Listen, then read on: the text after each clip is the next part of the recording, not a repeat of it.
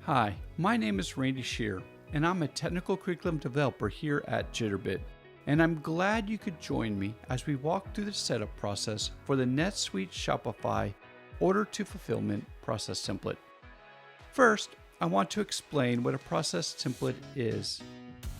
The Cloud Studio process templates are groups of pre-built integration use cases that accelerate the execution of a specific business process using numerous objects across multiple applications or systems.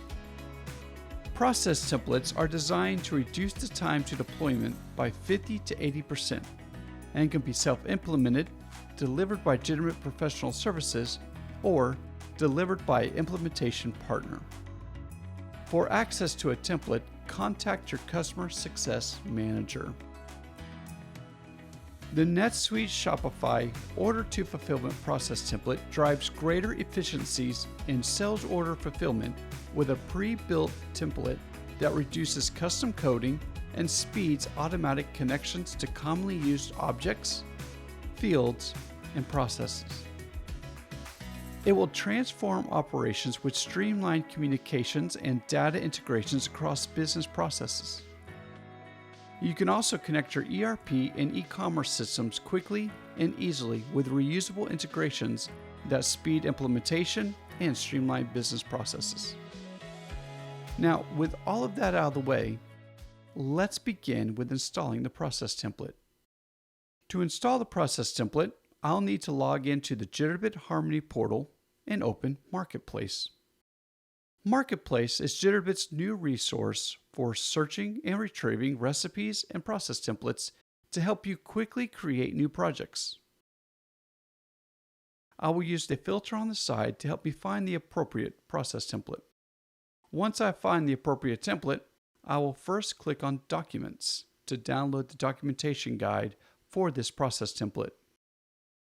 This documentation guide should be referenced frequently while using this process template.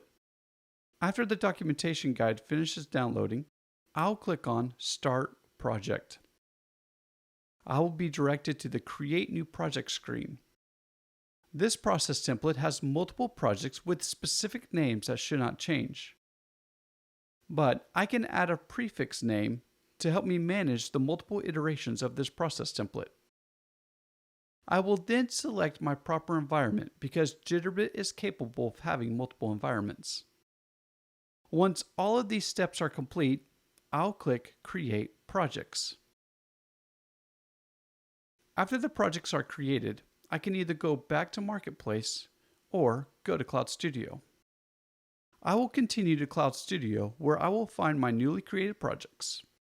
There are 4 projects in total with my prefix followed by the name of each project.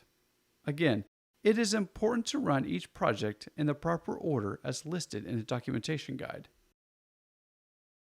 After importing the projects, I'll go to the first project listed in the documentation guide. Each project has its own independent set of project variables. To set the values of these variables, I will go to the project variable list by clicking the Actions menu icon, which are the 3 dots at the top of the project pane. I will then select Project Variables from the drop-down menu. Then set or modify the values as appropriate.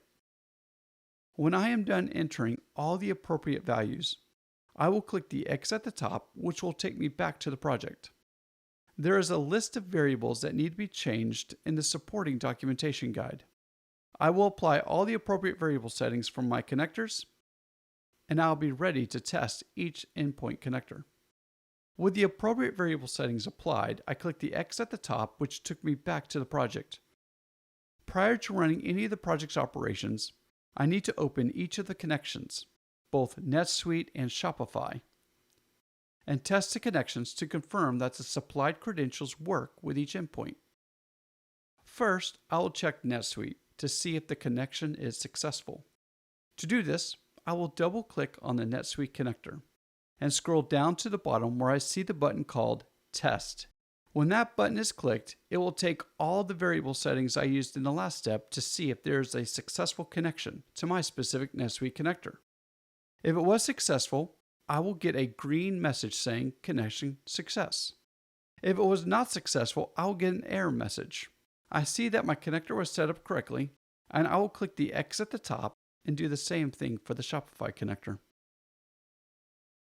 Now it's time to start triggering the proper workflows in the proper order. It is important that I install, configure, and test the connectors in all of the projects listed in the documentation guide. Once this step has been completed, I can deploy and run each project in the proper order as listed in the documentation guide. If you have any questions, please check out the information located at Success Central by going to success.jitterbit.com.